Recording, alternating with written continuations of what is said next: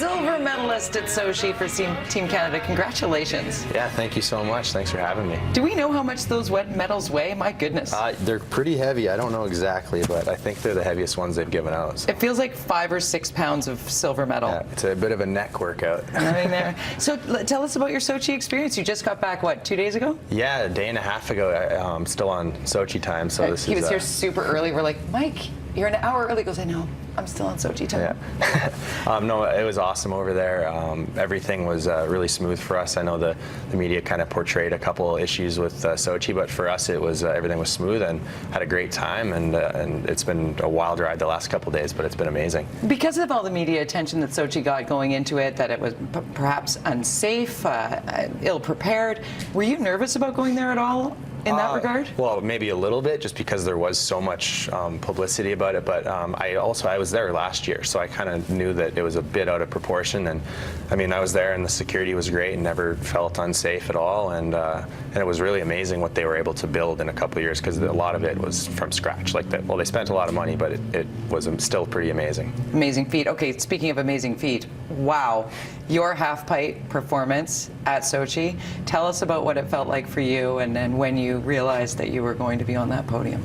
Well, for our event, we had some pretty bad weather, so had to mix up my run a little bit last minute, but I just kind of had the mindset of I'm just going to go out there and do everything I can and lay it all out there, and I actually did a combination I've never done before in the finals. So, what was that combination for the geeky half-pipers? I did left double 12 first hit, which is taking off forwards, landing forwards, 2 flips with 3.5 twists, so that's one of the more difficult maneuvers, and then I comboed that into the right side, right double 12, which is the exact same thing, but spinning the other direction.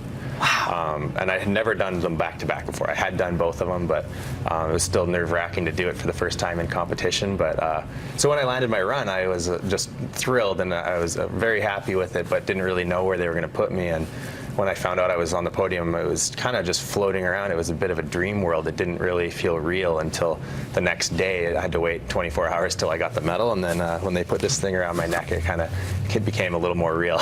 Now, we watch that, and it makes us cry. How did it feel for you to see our flag being raised and knowing that it was your moment?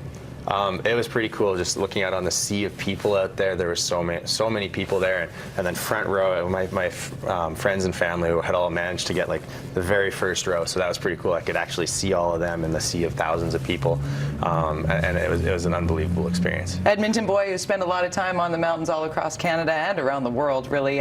You grew up, just so people realize, on skis.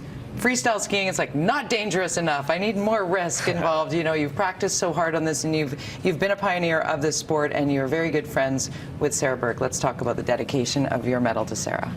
Yeah, I mean, I was on team with Sarah for many years, and I was very close with her. And obviously, when she passed, it was really hard on me and the rest of my team. But she was one of the pioneers of the sport and pushed really hard to get ski halfpipe especially into the Olympics, and without all the contributions she made, we wouldn't have made it. And so being there was a little bit bittersweet, because Sarah should have been there with us, and it would have been her Olympics, because she would have been a gold medal favorite. And so it was a little bit tough in that regards, but we had her in our hearts, and we were thinking about her a lot all week, and there was lots of smiles on her behalf there, so it was good. Bet you she's smiling down on you right now, and you and your entire team for dedicating that to her. Thank you for being here, Mike. We really appreciate it. Best luck in the future. Come back anytime. 500 grams is what a silver medal weighs from the Sochi Olympics, just in case you're wondering. Don Chibet out of the Heritage Classic.